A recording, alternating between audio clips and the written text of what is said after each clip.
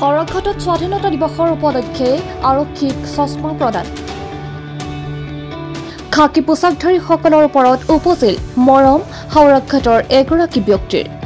কাৰ্বি আংলং জিলাৰ সৰক্ষাতত অৱস্থিত সৰক্ষাত অপ্টিকেল নামৰ চশমা দোকানৰ স্বত্বাধিকাৰী পিংকু দাসে স্বাধীনতা দিৱসৰ উপলক্ষে সৰক্ষাত থানাৰ ভাৰপ্ৰাপ্ত আৰক্ষী বিষয়া তথা চক্ৰ পৰিদৰ্শক নেত্ৰকমল শইকীয়াকে ধৰি আৰক্ষী বিষয়াসকলক বৃহস্পতিবাৰে সন্ধিয়া ফুলাম গামোচাৰে সম্বৰ্ধনা জনোৱাৰ লগতে একোখনকৈ চশমা প্ৰদান কৰে আৰক্ষী বিষয়াসকলৰ লগতে থানাৰ সকলো আৰক্ষী জোৱানৰ মাজতো চশমা বিতৰণ কৰা হয় বিগত সময়ৰ পৰাই কিছু কম মূল্যত চশমা আৰু অন্যান্য সামগ্ৰী ৰাইজলৈ আগবঢ়াই অহা পিংকু দাসে কয় যে আৰক্ষী জোৱানসকলে ৰদে বতাহৰ মাজত নিজৰ কৰ্তব্য পালন কৰি ৰাইজক সুৰক্ষা প্ৰদান কৰে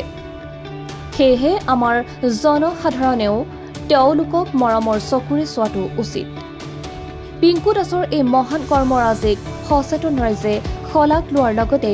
গ্ৰাহকসকলক 9401867283 আৰু 9101934804 নম্বৰত যোগাযোগ কৰিবলৈ স্বত্বাধিকাৰীগৰাকীয়ে অনুৰোধ জনাইছে জয় হিন্দ জয় ভাৰত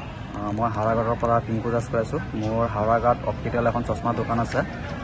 মই দোকানৰ পৰা বহুত দেখা পাওঁ যে ইমান ৰ'দত আমাৰ হাওৰাঘাট থানাৰ পুলিচ ষ্টাফসকলে যে ৰ'দত ডিউটি কৰে মোৰ নিজৰে বেয়া লাগে সেইটো কাৰণে মই ভাবিছোঁ আজি 15 আগষ্টৰ কাৰণে সকলোকে মই এখন ছানগ্লাছ দি শুভেচ্ছা জনাইছোঁ ধন্যবাদ মানে যেহেতু আৰক্ষীসকলে বহু কষ্ট কৰে